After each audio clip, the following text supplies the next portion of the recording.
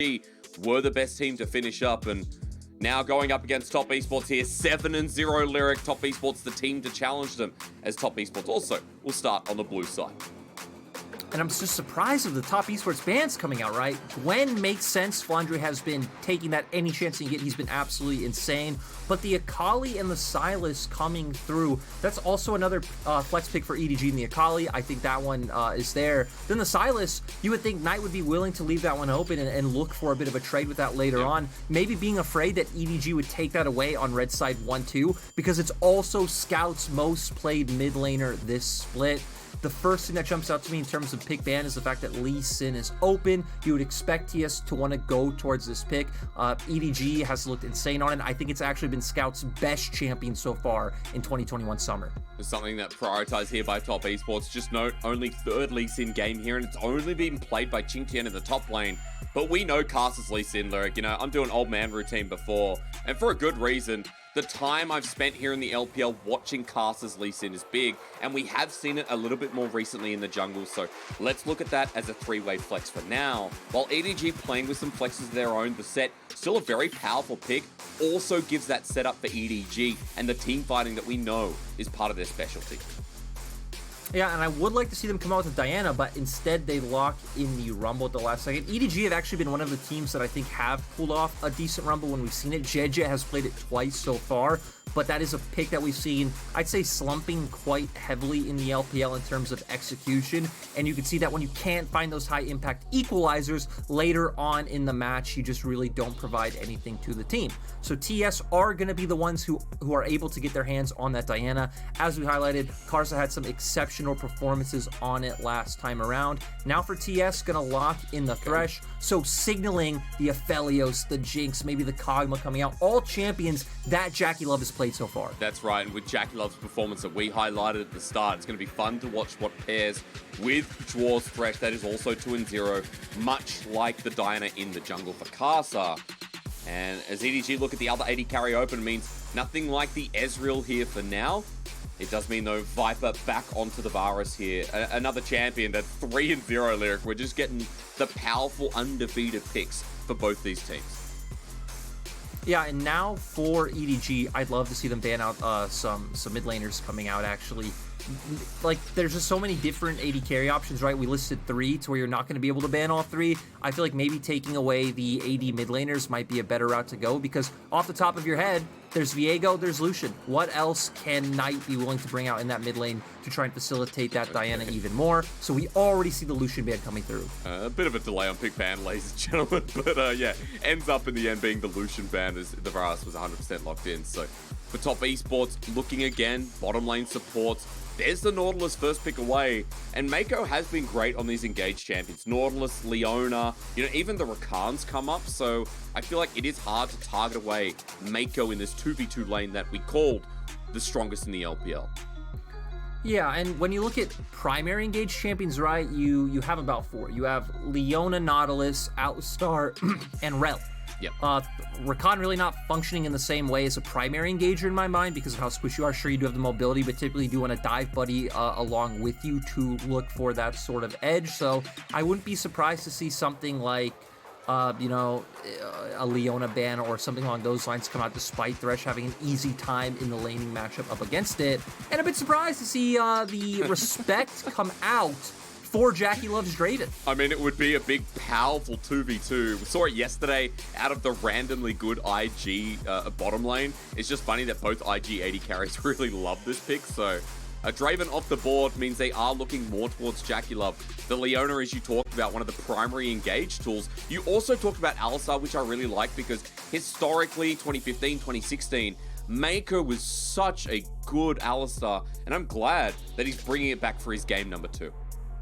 I mean, Mako and Ming, right? I think the 2 best Alistars in the league, Agreed. Hands down. Now Top Esports hovering the Aphelios. I wouldn't be surprised to see this one come out.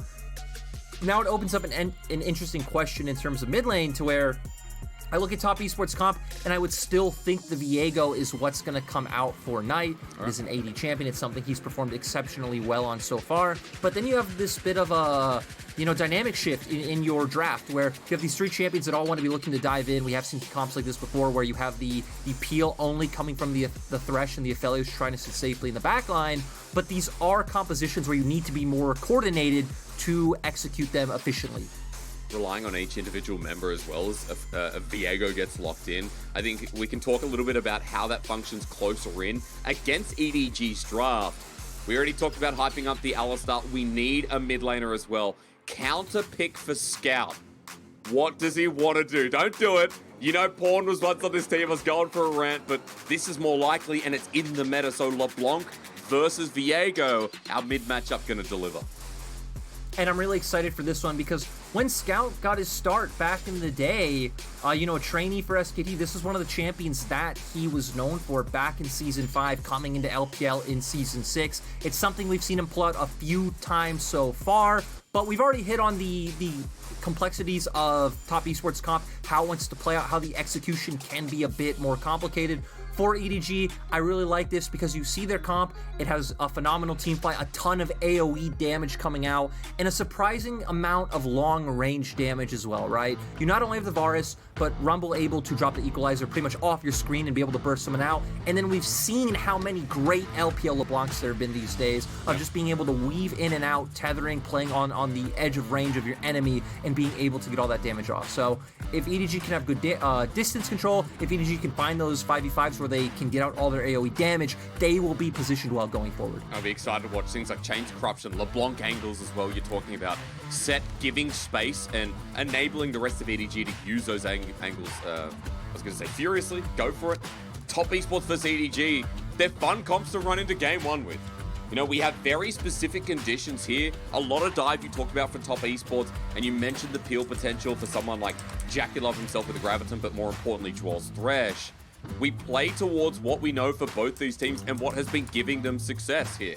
EDG, 7-0 at the moment, folks. Top esports might not have the score behind them, but in the last series against RNG, we saw them ramp up and put on a hell of a show. It feels like TES are moving nicely into the split. So in our match of the week here for the end of week number 4 in the LPL, you get a capital B anger to run into game 1. Welcome to the Rift. We hope you enjoy your stay.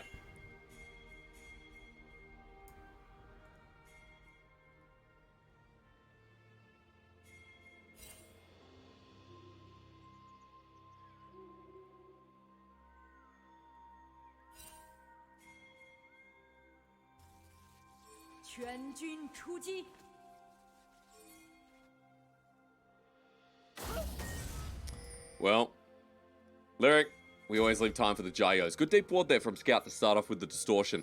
Just going to give some information over to Casa. It is getting pinged down though, but only by EDG. So walk me through early jungle pass here, Lyric. This is where I want to start, considering that you set out win conditions quite nicely, but I'm looking towards what JJ is going to be aiming for if it is just that 6, the same as we know Diana will as well. I think for JJ, right, you're definitely looking towards your top half of the map early on. You have an Alistar in the bottom lane, so not much pressure for you to play around or to look for those scuttle crabs off of. More interestingly, we see Karsa going with starting his Raptors, so going to cycle through his jungle camps much quicker.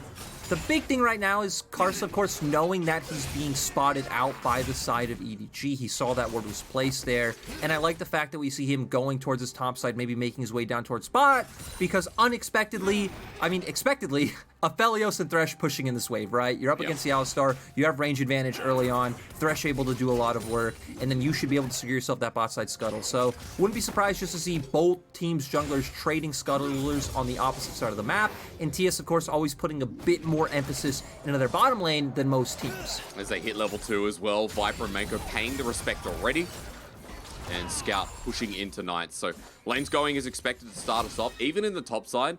Flandre versus Qingtian. We've seen a lot of Set, Lee Sin in the mid matchup. Not as often in the top side, but we know early levels, Set damage with Haymaker, his dueling potential. It's just so good with the passive hit grid as well.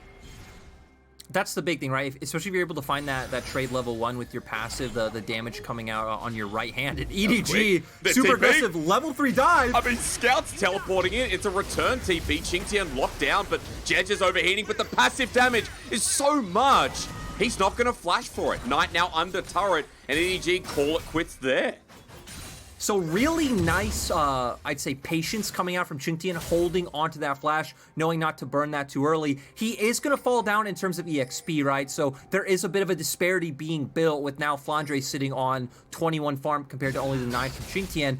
But it's not just a one-for-one trade because of that, Knight wasn't getting as pressured in mid lane. Scout gave that up. We see that Karsa was able to pick some stuff up in bot side while Knight was moving up towards top. So I think overall not a massive win for the side of EDG. You just have a disparity growing in one area. And we'll just keep track of those teleports as well that come through from both the mid laners. But you're right, Karsa able to get bottom side scuttle here. And it's kind of funny that, you know, we still, after all that, end up in the same place. You mentioned how Karsa will be looking at the strength of the bottom lane here to start off as they're already pushing in. And he just goes back to farming the rest of his jungle as well, while JJ stays on the top side. So great to start the series off with, you know, tempered play, a fun TP play, but laning phase will continue as normal for now. And JJ, all right, I think we're going again, Lyric. Yeah, so after they did it the first time, we should expect to see this many more times. Just for the fact that he's going to fall behind in terms of levels, he's going to fall behind in terms of items, so EDG will probably continuously look to abuse Qingtian in the top side. Even if they don't get the dive off, they're just going to put him so far behind that he won't be able to have an impact on this game at all. Can't walk up to the wave. Good block by Flandre. And further to your point, look at the CS discrepancy already. I mean, Flandre's level 5. Qingtian needs to catch the wave, but Jedge's here. They're going to sandwich, face breaker, burn him down. Electro Harpoon, flash into it. Down he goes. EDG with the persistent first blood. Yeah, just great play overall, knowing after that came out, but Mako going for the all-in. Is Jackie in trouble? Ignite on the return, Gravitum as well. Mako has to flash away. He's healing up thanks to the pot, but Viper has summoner choice as well, but no mana. Unfortunately, not able to follow up on Jackie, and even Bot is starting to heat up his death sentence. Kiting for Viper, but he does nothing. Overall, summoner advantage for the side of top esports. Mako using both compared to only the Ignite coming out for Jwa. It is an Alistar though, so the Hex Flash is there. You aren't going to feel too gated by not having that summoner up. TS still should be able to continuously keep Prio in this lane. Karsa, we know, is only farming till 6. You're not going to have any impact in your lanes early on. You're not going to look for any early skirmishes. So for TS, I think you're fine. You want to try and keep the lanes isolated. It does look like Karsa wants to try and find an avenue back in topside right now, though.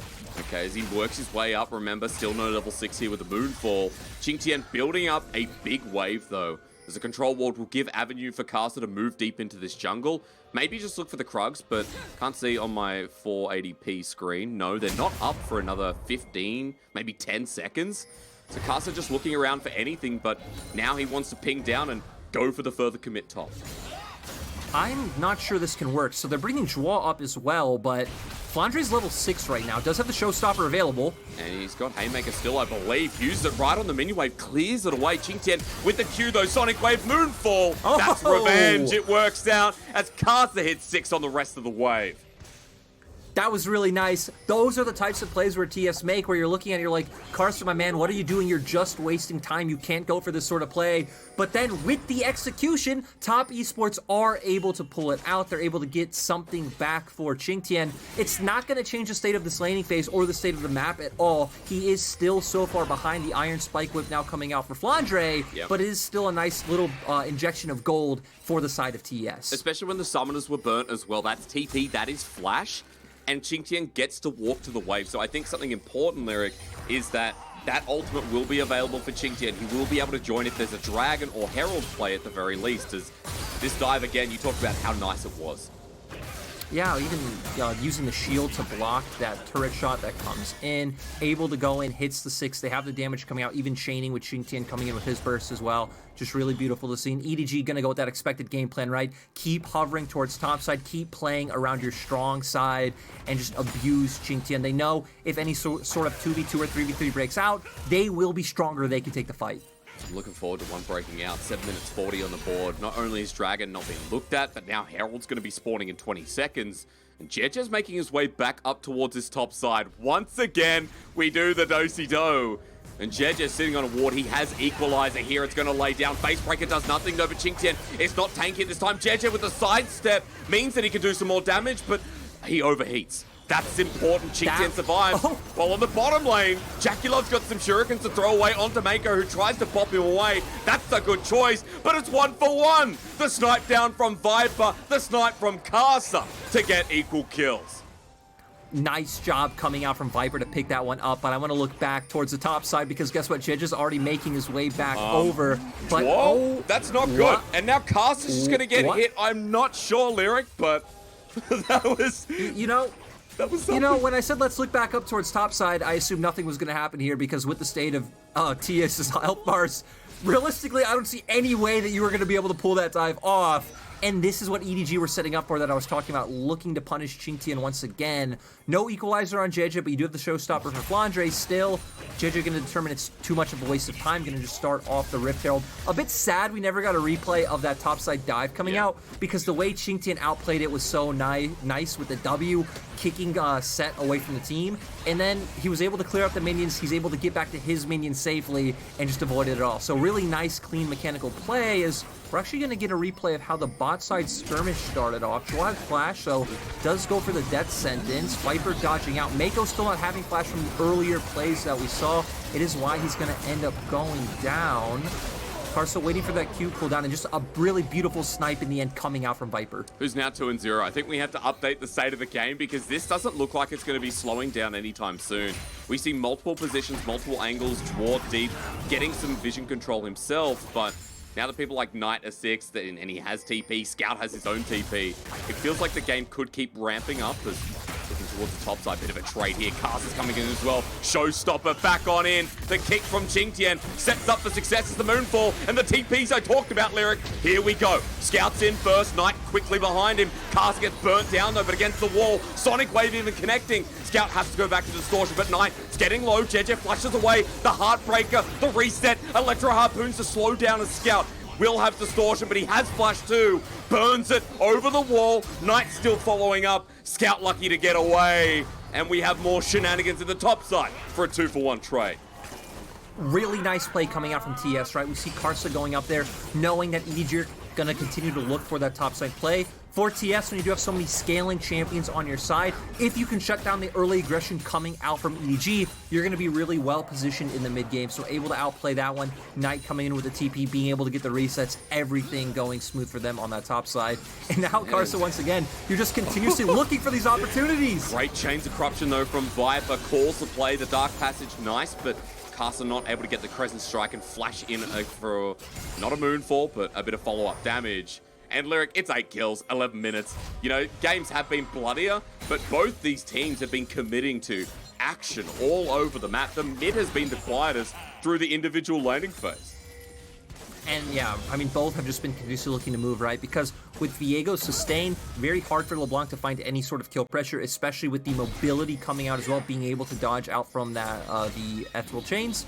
So Knight just consistently looking to move, Scout doing the same. And despite Karsa spending a lot of the past few minutes looking for constant action, he's still the one ahead. He's been picking up some CS in lane, but also just being able to clear his jungle because Jeje has been the one spending more time, investing more into trying to find those ganks and dives into top side. Spent about 40 seconds in that brush when we came up towards that top side play the last time.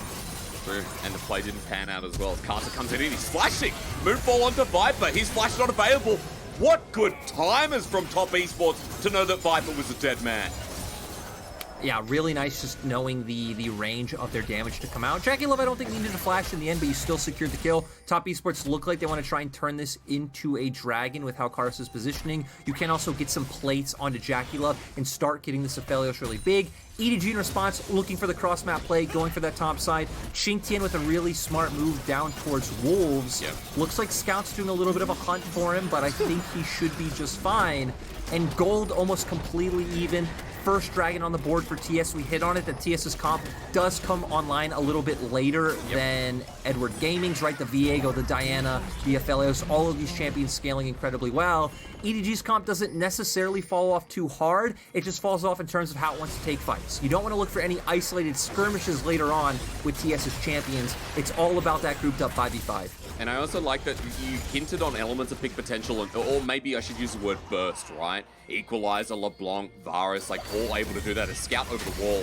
Not sure about the damage here on tonight, puts him to half health. No kill potential as of yet, especially with the Phage in hand, soon to be a Divine Sunderer. But coming back to it, Lyric, as we see the game elevating, as we see turret going in the top lane, giving EDG first turret blood and a bit of a gold lead, and JackeyLove almost taking the bottom lane. We're getting towards those first items, and I think importantly as well, we're getting to the point where around these later objectives, second, third dragon, we might see some of those 5v5s you talked about earlier from these two comps. Okay. Oh, Scout gonna be able to get away with the distortion, but still a big chunk of damage being taken.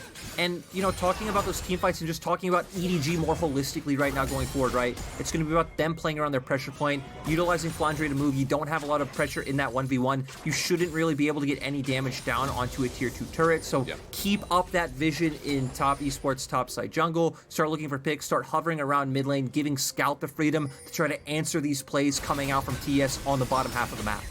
Okay, watching for Scout as well, almost towards that one item. I think it's important to start talking about these items, and when Scout starts moving, the impact he'll have on someone like Qingtian, who has the Gore Drinker and will make him a tiny bit beefier as a result.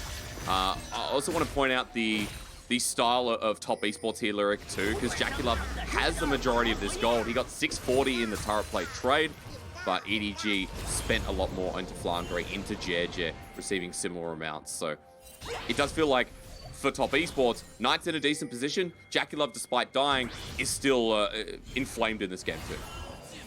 Yeah, slightly ahead of Viper in gold with how many plates he got as compared to the kills that Viper's picked up. Also, a little bit ahead in terms of CS, but looks like EDG want to punish them. He has Lantern, so I think he should be fine. Nice. And they are going to be able to get away, so for TS, definitely no sweat over a play like this coming out. You're ahead. You have your key carries ramping up. And when we look at the gold that you were just talking about, right, I think for TS, you definitely feel a lot better about where your gold is allocated compared to what EDG have done. I think as we go later into the game, we're going to look at Flandre and how he can disrupt, dissuade, and disengage members like Karsa and Knight coming in. Use that showstopper to bring them out of the fight and then buy that room for Viper and Scout to play off the range that they have. Because with a 2-1 Varus as well, I mean, I am actually surprised that the gold's so minimal between the two. Prowler's Claw 2 utilizes the range better. Draw gets a nice hook onto Jeje. Mako starts moving up as well. It's the second Herald here for the game number 1. Castle's going to be able to pick this one up. There's no contest for now. But I think I'm more curious about the second Dragon in a minute 40. One of the latest second Dragons I think we've had in the LPL split. We've always seen those 7-8 minute Dragons, but this game's going to be a little bit different as Knight's going for the dive here. Have to pause on that one. And Castor as well. This should be easy, but Showstopper to get out. Flandre flashes back under the Haymaker. The kick as well onto Qingtian. The aggro is actually on Castor. And a little bit late here for Jeje. He has the equalizer to slow them down 1 versus 3 with the Proto Belt. Qingtian will survive, and that's how you stop the Herald play. Yeah, top esports picking up a kill, but Viper getting a turret on the opposite side of the map, so realizing, hey, they can't look for that play. And another reason why TS decided to go for this play rather than, you know, let's say send Knight bottom during that Rift Herald play and be like, hey, he is TP available, he can at least catch wave and not lose EXP. But I think TS knew if they sent someone bot side, it opens up EDG a position where they could dive. With the fact that they're keeping Viper bot lane, they're already conceding Herald in all but name. So I think TS made the right call in how they allocated their lanes, looking for the kill.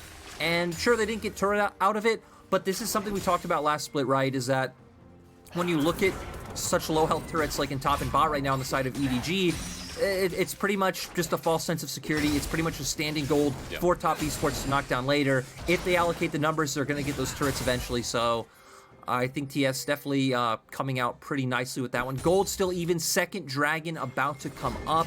Both soul laners on top side do have TP, but EDG are the ones with push. They're the ones who will be able to get prio over midway from the fact that they have this Varus, and they should be the ones in position to control vision and dictate the terms of if a dragon fight is taken by top esports. I mean, especially since Scout uses teleport to get in here first, right? Everyone in the river. And Caster, meanwhile, is like, forget it. He's got a Herald, so he might play the pressure on the other side of the map right now as double control ward deep on the red side. And EDG with the first dragon in their game. That means if we do get to Soul, we are going late, ladies and gentlemen. Later than we already were. As Caster being engaged on by Scout, he's already moved up here. Distortion doesn't connect. And even the Electrocute stopped by the Dark Passage. Top Esports deep once again on this top side as Knight gets the shove in the top. And that means he's also able to get himself a bit of money if he gets the turret. And even mid, Herald's going to do the same thing. Yeah, but still TS completely giving over bot lane waves to Flandre, pushing those in, so still a bit of a trade coming out. TS not able to get the mid turret, but still going to knock down that top turret and equalize that gold trade. I think right now is when we want to be looking for EDG to use all those pick tools that we were talking about, right? Play around your LeBlanc and your set. I think what you'd want to do probably is link up with Flandre because he's your strong member. He's also where you get your mixed damage from.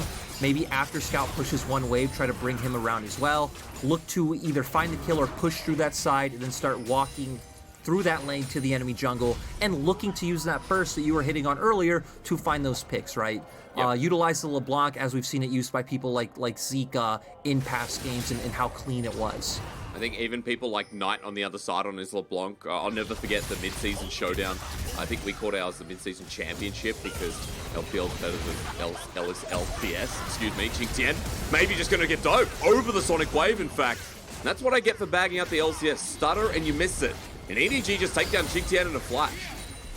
I mean, that was the play we were talking about, right? Send your jungle to link up with Flandre, look for that pick on side, push out this wave, start going into the enemy jungle, get the deep vision down, really abuse the, I'll say like terrain scaling of LeBlanc being able to use distortion over walls, look for chains, and then drop an equalizer from off screen. So that's what we'd like to see done from EDG. With Rift Herald coming up, you're going to have to go look for that play in topside. They already have topside vision in top esports jungle, so no problem there. And it looks like TS, knowing they can't contest, just going to keep Knight on the bottom side of the map to push out that wave. But EDG, not going to go for it, just going to make their way towards mid.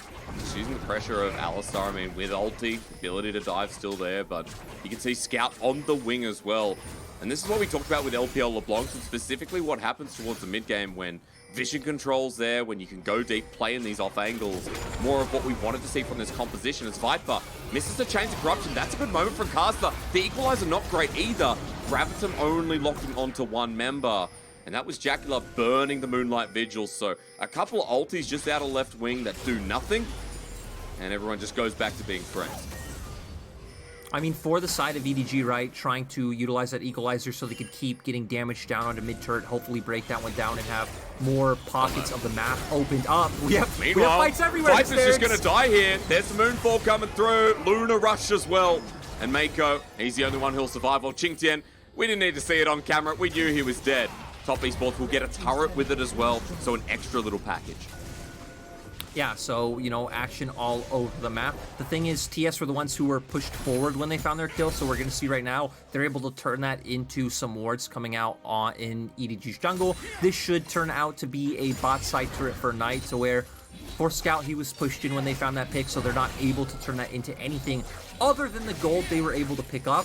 I think taking a second to look back at where we are in terms of items, Karsa massively far ahead. Not only has the Dark Seal stacking, but the Zanya is already completed, already making his way towards his next item as well with the Null Magic Mantle. As we get a replay of the play, starting off with Karsa, just wraps around. You see no vision from EDG, probably just wrapped around from right behind that brush since they do have a control ward right behind red buff. They didn't spot it out, they didn't expect it, but they should have known. Qingtian's pushing out top wave, so TS are the ones who have control of topside river. He can always look for those plays, and we don't need to explain that one. I mean, Scout has to play a little bit cheeky back. Qingtian's going to get that. We missed that one, folks, but Caster, again, so much damage. You talked about the itemization before, and with that pick, I mean, they have an Aphelios with Crescendum and Severum. Baron is going to melt. That's the thing, right? The two highest DPS guns you can have. At the very least, they can look for the turn. They have good turn potential, and they have a great flank angle. Chains of Corruption, Sonya's, though, over the back. Moonlight Vigil hits everyone. The Moonfall! Casts right into the thick of it. EDG get taken alive. Another good death sentence from Chua as he'll play the hell with the skin and bone off of Edward Gaming. Top Esports don't care. They'll take the fight any day. Super clean coming out from Top Esports. Like you said, Karsa's ultimate was clutch, but Qingtian as well, finding the kick onto Viper, actually kicked Viper into the Moonfall. It's going to give over this Baron unless Scout can have something to say about it. Well, they're low, and Jaculov has moved away from the favorable Severum here, so pass is back. Baron will not be taken, but Top Esports now with a gold lead after the fight, after the pretty much ace here. Remember, Scout was dead at the start of the play, so this had to be a 4 versus 5, as we're going to see how it happened. And it just looks like the same thing that happened in Qingtian happened to Scout, right? You're pushing a little bit too far forward. I think it's more excusable because you are a LeBlanc, but having no vision out to spot if that play is coming, not able to distort away, you get caught out. And this is what I'm talking about. Qingtian's kick onto Viper actually kicks him into the Moonfall coming out from Karsa. Just bam, nailed down onto 3 members. Chunk extremely low, setting up for Jaculov to deal damage as well. Knight to follow up with his ulti. And sure, 2 members went down, but being able to wipe everyone on the side of EDG feels great. And this is the reason why we said, you know, EDG, the overwhelming favorites in this series. No doubt the better team all split so far. But if there's any top team who is going to be more brawly, make it more of a mechanical fight, who are still smart in terms of how they are able to play the map, it is TES. They are always a bit of an X factor, a bit of a wild card, you know, in terms of anyone they're facing. That's why I said people shouldn't get daunted or at least judgy on the score here. It's Qingtian versus Scout. Binding doesn't connect, but still a lot of damage. Secondary comes through from the Mimic, but Qingtian survives as well. Bit of a brawl in the jungle. They got Viper over the wall. He won't find himself, but Mako now has to burn the unstoppable will.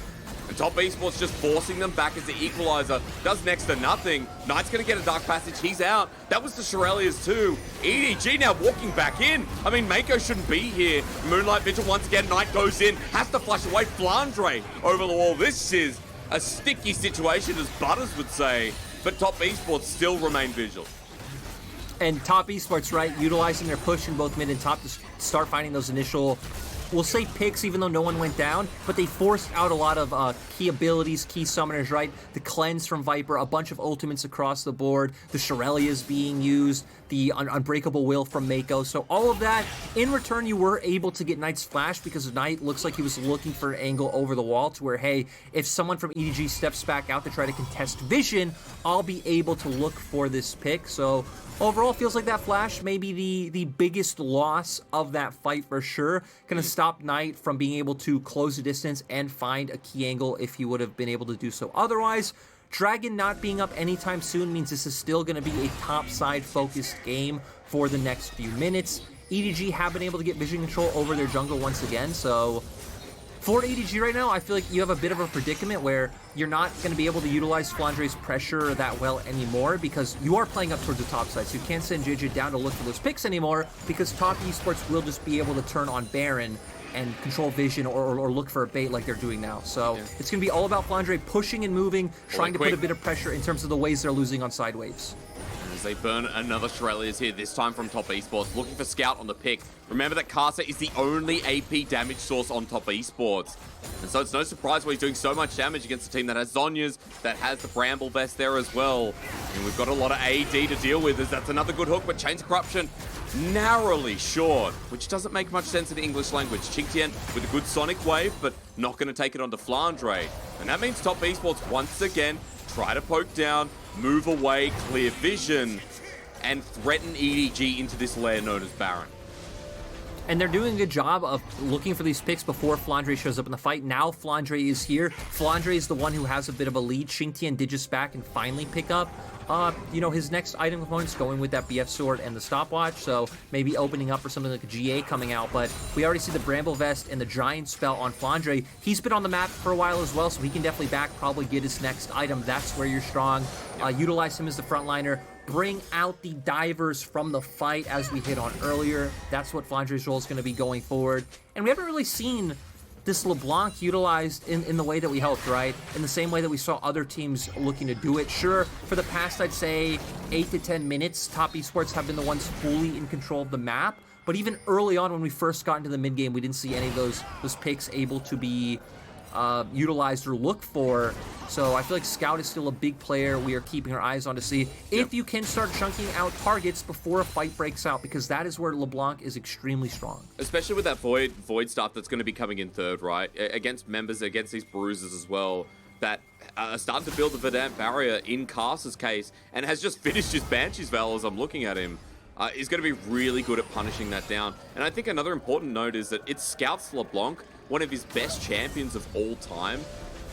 So we expect big things of this man when he picks up the champion. Hoping to see that in the coming fights here, because we are going to have many more of them, considering it's 27 minutes in the game. Soul's going to be Cloud, but only 3 Dragons picked up in the 27-minute period. And this Baron Vision, you know, what do you want to call it? Date? It's just never ever. Yeah, dance is probably better. It just hasn't ended. Yeah, we can dance. Yeah. No, it hasn't.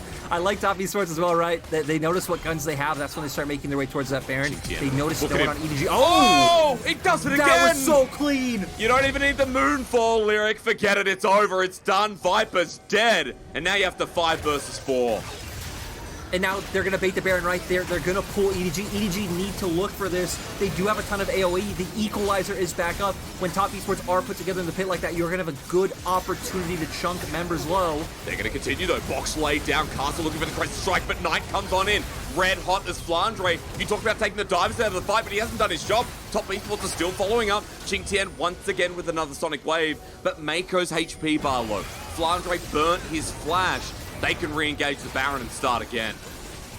Yeah, and you know, a lot of key abilities used on the side of EDG. You still have Scout who can use Distortion in trying to put some damage down, but there's a lot of CC. And the hook, it's on the Scout. Draw steps up again. Top Esports lyric, that Baron now absolutely guaranteed. And you know what? I said at the start, EDG, they haven't dropped a game since BLG. They have 2-0'd every opponent. Here against TES, game 1, looking pretty grim right now. Hysterics, we had LNG lose yesterday to RA. Is this the weekend where undefeated teams finally pick up their first loss? Qingtian in team fights, absolute monster. Maybe not the same laner as 369, but finding opportunities like this is absolutely critical for TES. They get the pick, they're able to turn that into the Baron, and this is exactly what you want to see as we got a 5K gold lead. Yeah, we do. We got a 5K gold lead. We got another Cloud Dragon, this time going to Top Esports. And with the Baron buff as well, Lyric, we know Aphelios, what he does to these turrets is going to be quite insane, but also the side lane pressure that can come out of someone like Qingtian. Even Knight on this Viego, you can see them grouping up towards bot, building the next wave to the inner. Top Esports are going to get so much from this Baron. Gold is going to skyrocket even further. And I like that we've gotten so far in with all the defensive items coming out for TS, right? GA on the Lee Sin, Zanya's and Banshee's Veil on Karsa, the Sterix Gauge finally being picked up for Knight as well as making his way towards the Chain Vest, because they look at EDG's comp and they realize, hey, if they don't burst us out in their first rotation of spells, we should be able to take a long-term skirmish. We have more consistent DPS coming out. And yeah, just really smart overall, especially the Sterix Gauge now being on Knight, I think is massive. Means hopefully you should be able to survive long enough to where when your team does find a kill, you do get that reset off with your passive and ultimate. I mean, he has been someone I haven't talked about in these fights because Knight, level 17, he's 2 levels over Scout. He's 312 CS at 30 minutes and 40 seconds.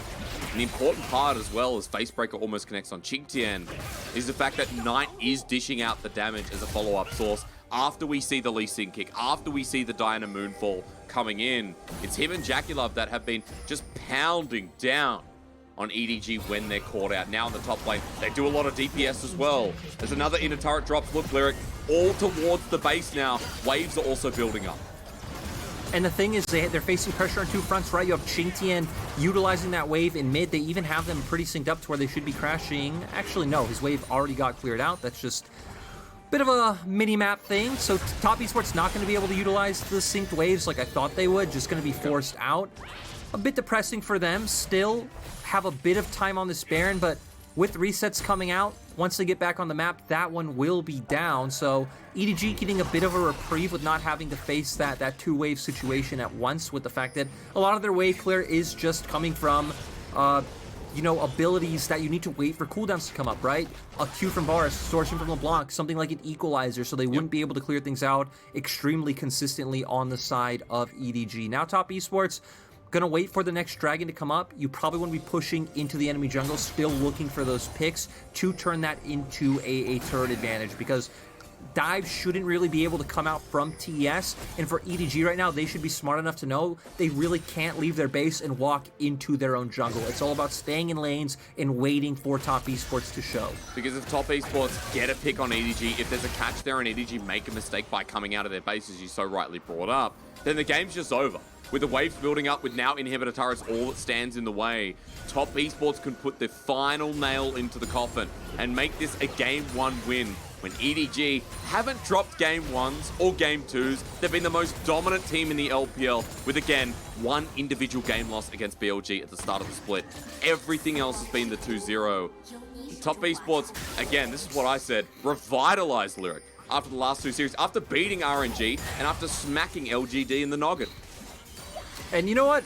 I'm sorry, I'm just looking at Jackie Love's build now, and it just goes back to the point that we were talking about before, right?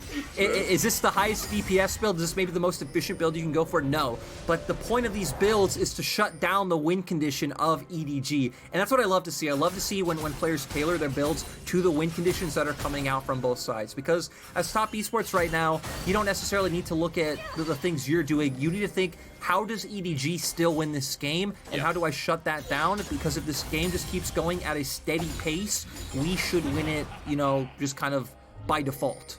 And remember, more is an item in the kit as well. Always feels nice when you didn't go for the Immortal Shield Bow. Well, first of all, you can't build both in League of Legends, we know that, but still gives you that same shield coming through, and plus the Bloodthirster. There is a lot of damage needed to kill Jackie Love, and I truly wonder whether it can be done when Top Esports aren't winning the rest of the fight, when Knight, Xingtian, and Kasa aren't burning down the rest of EDG to get towards Jackie Love. So we're going to see an interesting turn of events to see if EDG can test them, because Baron's coming up in another minute. The Dragon you mentioned there should just be Top Esports for free. But EDG trying to keep as much of their jungle alive, set up the Baron vision here. That's why they're grouping up Lyric, and I like it, especially with the Varus behind them, in case they have to disengage. And, you know, when I look at this, the big problem now is EDG's comp doesn't play out the same way that we were talking about earlier. It's not about you using set to bring out the divers to keep Viper safe, because Top Esports are the ones in control. Top Esports are the ones who will be on objectives first. You are going to be walking into TS, so I feel like EDG's win con even gets much slimmer from the fact that they got a comp that should be able to get pressure early in mid-game, which we did see it do, but they weren't able to transition that into having a lead, being able to turn that into objective setups where they're able to abuse Top Esports in team fights, and that's left them in this position where you're kind of hoping for TS to overextend somewhere and to find a pick. You're pretty just relying on picks at this point, as TS actually being the one to look for a pick on Flandre.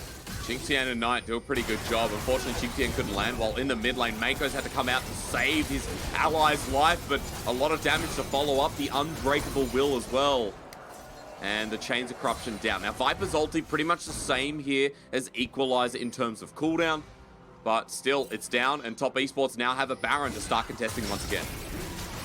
Yeah, TS definitely can look for this. Both of their soul laners are on the bottom half of the map, but they both have TP available. Scout doing a nice chunk of damage to Joa, but when you have an Aphelios, Baron is so easy to burn. They can keep going with this one. It's actually just giving Knight and Xingtian an angle to get on Viper. Teleport cast in the back line, he doesn't care. He's so far ahead, he almost just destroyed Viper with a moonfall. Flashes into the back line, he gets both of them with the passive. Cleans them, cut them in half. Knight on the back as well. Will destroy Mako as EDG can all but fail in their attempts to bring the game back.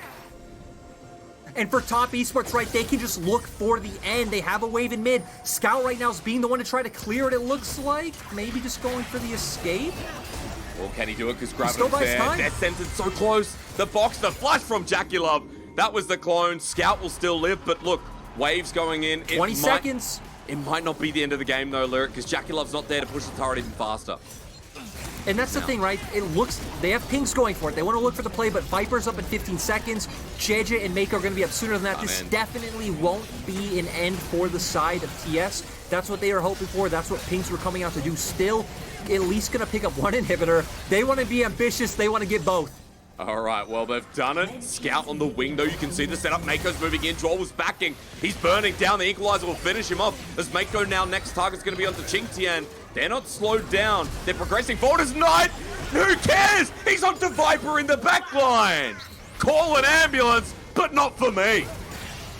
And Knight has just been so exceptional. This split might be cut down. out, though. Let's Should see. go down. On the Scout, there's a TP. They want to bring their brother back in. G8 is now burnt away. Qingtian bring it on. Jaculov as well. He has Infernum too. Sitting right in the middle. Mako's targeting, but Jet is not on him for now. Severum healing. Bloodthirster as well. He's going to go down, though. Top Esports lose Knight as well, but Cartha again! The moon will fall with this jungler 9-3 and 8. The Rabadon's death cap as well. Give him the triple, as now he might be able to end. An exceptional performance coming out from Karsa. They do have supers in the base, but Scout is up. Scout gonna look to clear this. I'm not sure if TS can look for the end. I think Scout can Qingtian die doesn't here. ult, though. Goes golden. Qingtian got him with the kick in the face as well. And that's gonna be it. Look at the death timers. Viper's up in a second. He will do quite a bit of burst. Caster walks away, but it's 1 versus 2. Never mind. Viper can do this. The last base defense, and Caster has to run for his life. And I mean, Tia, oh my god. He might get him, The Viper poke wants to look down! for it. Kites it he away. sidesteps. He sidesteps so nicely, still looking for the follow-up. Viper!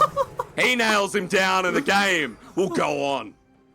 Yeah, how many times this week have we had LPL games where Nexus turrets are broken down, both teams brawling in the base? You know, let's still be straight though, right? Top Esports are the ones who control the game. TS are the ones who should win out. They decided to make this spicier by being over-ambitious, by going for that second inhibitor. Then, they decide to make it even more spicy by Knight deciding to go for that pick on Viper in the back, and they bring out a ton of TPs, which opens up the options for EDG to look for these fights. And sure, TS did pick up a bunch of kills, right? We're gonna see here, especially when Karsa gets in the Moonfall, but you weren't able to bring down everyone. And now EDG looking for the coin flip. They kind of need it, right?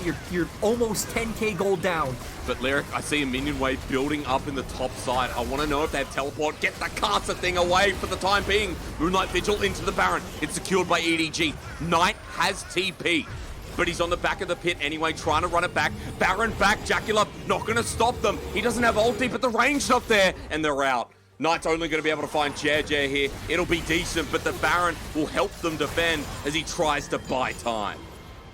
I actually think this shouldn't help them, right? EDG, TS, I expect to just funnel into EDG's base and look for the end. You have an open Nexus. It is a 5v4 now. You have nothing to worry about. Baron doesn't stop that. Heck, they don't even need to deal with any turrets, right? They literally just have to walk in, look for the 5v4 play, and kill the Nexus. Well, here they come. 5 versus 4. Lyric set it out for you, but can Top Esports do it? Inhibitor in front of them as well, but the Nexus already has 2 inhibitors down, so it is available. As Qingtian gets the Sonic Wave, they want to end it. Knight in the mid lane as well. Inhibitor will be the consolation prize as Karsa does it again, but he's set packing into 2 tanky members. That's not the damage you want. Qingtian into the back line on top of Viper, but Lyric, Top Esports, the 80 carry's not dead here. Karsa into the back, Knight as well, Jaculov. They kill Flandre, but Scout's starting to burn down. Into Viper, Qingtian's done it as a TP on top of the ward. Once more, it's the back here from Knight. They will get the Nexus at the end of the day, but that game number 1 I told you was going to be a banger, and a banger it was. And I'll be honest, Hysterics, I thought TS maybe not threw it away, but delayed the game even longer at the end because we saw them going in just a bunch of different angles, right? Karsa goes in first, looks a bit early, gets chunked out, has to use Zhonya's. Qingtian finds the kick onto Viper, but no one is there to answer the kick. You see a bunch of members of Top Esports get low, but luckily you still have that Aphelios dishing out all the damage from the backline. Qingtian found the re-engage onto Viper because, let's face it, you have no turrets. Top Esports minions are just flooding into your base. You have to respond. You have no good angles to answer. And in the end, Top Esports completely deliver. This game was so much action from early on. I think for the side of EDG, right, they looked for all those plays on top lane. It made sense because Flandre found a really good trade in lane. I assume at level 1 probably, again, with that strength of the set. They looked to abuse that. going forward, but some nice outplays from Qingtian, and then just Top Esports doing a nice job to realize, hey, we just need to answer this play, put the same amount of resources into it, and then we can get the game to a neutral ground where the same level of plays aren't available to EDG's composition. And I mean, I think it's important to just quickly note, while you talk about gameplay, that was also Top Esports continuing the momentum from what we saw against RNG. We saw the old Top Esports where through lanes as well, Jackie Love Draw pushing bottom lane to the limit, playing the matchup well, aiming for 2 first, they secure, they start pushing in, they get turret plating. Knight as well, playing the mid lane pretty decently. I mean, Scout got early trading off, but the Viego had his windows into the game and into the side lanes where he was needed. And importantly, and results. Importantly, I was just going to say, dude, Karsa as well on the Diana. He farmed while you talked about in game. JJ sitting, waiting, patiently looking for an opening. He doesn't find it. Karsa's ahead in CS. He then finds himself ahead in the skirmishes, in the fights with those huge 3-4 man ultis. Karsa easy MVP in my book. There's no contest. Yeah, I think him and Qingtian were the big setups, right? Qingtian, I think, had some highlight level kicks in that game. I mean, the one where he kicked Viper into the Moonfall, absolutely nice. Beautiful. But the fact is, Karsa also found a lot of opportunities on his own. The highest damage dealer, not only on the side of Top Esports, but the highest damage dealer in the game. So when you look over at the side of EDG, right, you see when your set is dealing the most damage on your team, when you have this lethality Varus, when you have a LeBlanc, that is a grim sign for how the game went. I think especially Scout, right? Early on, EDG did have control of the map. They had pressure in mid, they had pressure on top. You had avenues to maybe not only try and punish Qingtian, but start roaming Flandre around the map. Use Flandre's pressure to go mid to bring Scout down to bot so you can start fighting the bot lane, 3v2 or 4v3 if Jedge is there as well. Get vision in the bot side jungle and look to punish Karsa early on, because Karsa got a really easy and free early game, and EDG just got punished to where their comp, since it wasn't ahead enough, never got to utilize the setup that it should to be able to take the game. That's right. Never the link-up potential that was there. I think you also mentioned in game, people like Scout as well. His ability to move between, use the pick potential wasn't there, and Scout's LeBlanc is legendary. So I hope in game number 2 we see something a little bit better here. EDG return to their favors, and we get a game number 3. That's all I could ask for. Right after this, we'll go to game 2 and answer that question.